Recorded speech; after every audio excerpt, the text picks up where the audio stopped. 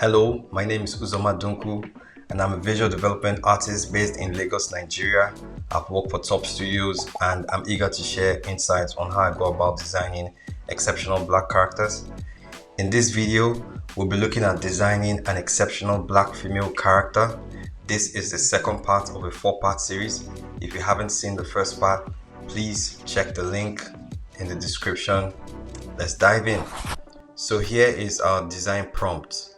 Set in the future, a homophobic black female scientist in her early 20s from a vampire lineage must create her own secret serum or feed on humans to stay alive. Her name is Nadia and her powers are that she's super athletic and she has night vision. Time period is 2100s, setting New York, target audience 16 and above, genre thriller sci-fi. So I begin by looking for references on Pinterest. Please don't forget to like, share, subscribe and hit the notification bell. So I go about doing like the rough sketches. I'm just doing like the rough sketches here, getting a feel for what I want the character to look like. And I was kind of feeling this too, so I decided to double down on those ones and use them as reference for what the direction that I thought I needed to go. I wasn't feeling that sketch, so I did a draw over and was kind of struggling with that one as well. So I decided, you know what, let's try something different. And I was feeling like really loose while doing this one. I wanted to just explore without any preconceived ideas or notions. I just wanted to freestyle and I was getting somewhere with this. I was kind of liking the direction. I liked the proportion. I liked that she was looking really young. I also liked the idea for the hair. I used the references on the left for the hair as well.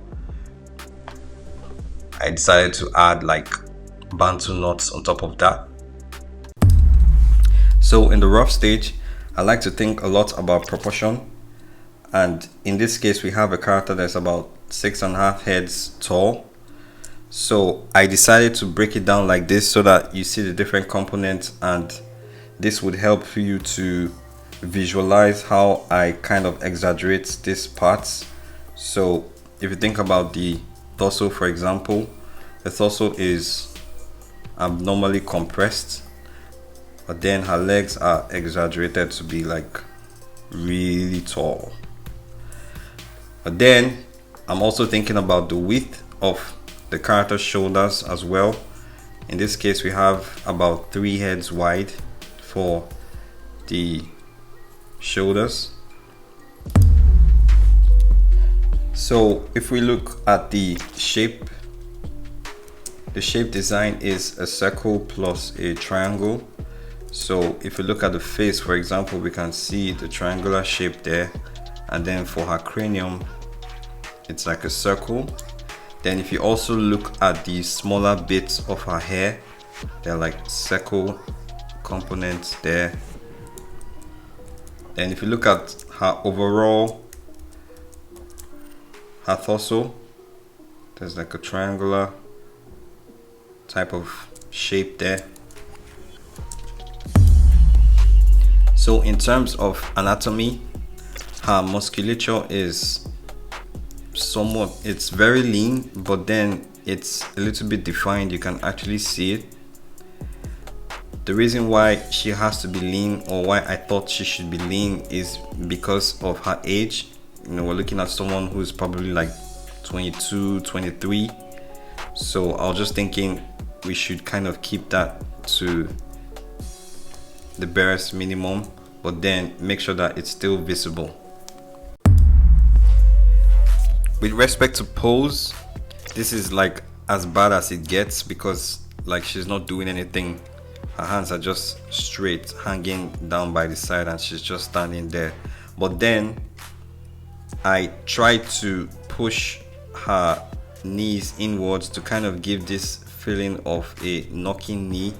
This would also sell her youthfulness as well. and make the character a little bit more unique. Moving on to designing the outfit, I was thinking about how to get, the best idea possible by getting rid of, the bad ones. And so I was just like experimenting and trying out my hands on the design by using the references on the screen that I got from Pinterest. So I was just like doing trial and errors, going back and forth, trying things. Whatever works, I keep it. Whatever doesn't, I get rid of it and try something different. I knew that I wanted to have a lab coat type of thing going on because she's a scientist. So she needs to have like something, she needs to be able to wear something that, at a glance, you can tell that it's a scientist. So I was happy with the scientist outfit and moved on to the vampire one. For the vampire one, I was thinking about something that is classical. I thought about Blade, I thought about Dracula, and the whole idea of having like high collars and all. I tried out these shoes and they weren't really working, but I kind of kept the idea of the pointy shoes. So I went in and was doing like this type of cape outfit, like this type of like huge coat, trench coat, similar to the type that Blade wears and the Dracula, because I want something that is a signature Dracula look, but then with a touch of futurism. So I kind of took the idea of a bat, the wings of a bat, and that was what I used to modify the design of the coat. That's why you have like the pointy thing on the coat. So I was just going back and forth and trying things out and polishing the line work to get to the point where I thought I was really happy, and also making corrections on both sketches at the same time. So I was looking at the hair at this point and thinking, how can I separate the two designs with the way the hair looks for each of them. So I moved on to coloring, and at this point I was also trying to make corrections at the same time. And with the coloring, I just do like this overall silhouette that I break into like different shapes so that I can have creative control while doing the coloring. I separate everything out, the coats, the pants, the jackets, the hair, and everything, so that I can control the coloring process. So I went with an analogous color scheme because I do not want the contrast to be so obvious. I chose red because red is appropriate for, I think, for a Dracula or a vampire because of the color of blood. Her scientific outfit is also pink, which is like a shade of red. I chose pink because I thought it was an appropriate color to showcase her femininity. Let's have a look at directional composition. If you look at this design, you see that there's almost like this imaginary huge arrow that's pointing to the face of the character, which is very important. In design, you always want to be intentional to make sure that the eye of the viewer is resting on the face of the character, because that's where most of the performance happens. If you look at the sleeve, we also have like these smaller bits of components that lead up to the eyes as well. But then again, at the chest area, we have the arrows leading towards the center and not exactly to the face. This is me breaking the rules. I don't think there's anything wrong with breaking rules as long as it doesn't end up being a mess. In this case, this would lead the eyes to a resting area on the chest there, but then again we still have this huge arrow that's going to push it back up to the face. Let's look at the vampire outfit. We have lots of eye movements going upwards, lots of eye movements going upwards to the face. Then we have like this huge triangular shape, which is almost like an arrow as well, leading up to the face. We have all these smaller components leading up to the face as well, and even at the ankle area we have like these arrows leading upwards. So let's have a look at texturing. Texturing is very important when working on a project because your work will most likely be sent to other artists to work on it. So if you look at some parts of her body, we can get the sense of what the texture is. This part looks like it's very reflective, this black part.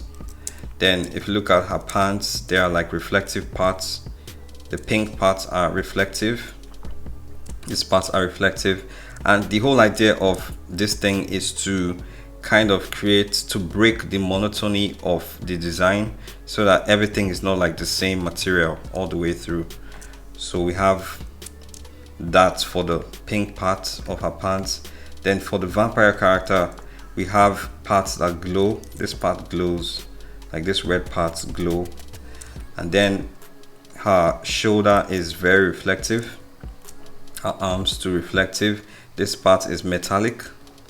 These parts are also very reflective, and this is like some glowing parts. And then her shoe has some metal there, and this was necessary for me because I wanted to repeat the motif from the arm, and repeating motifs help, to create a sense of balance in your design. And finally, moving on to lighting, we are adding a rim light to the edge of the characters to help with dimensionality. And this is the final work. Please don't forget to like, share, subscribe, hit the notification bell, and I'll see you next one.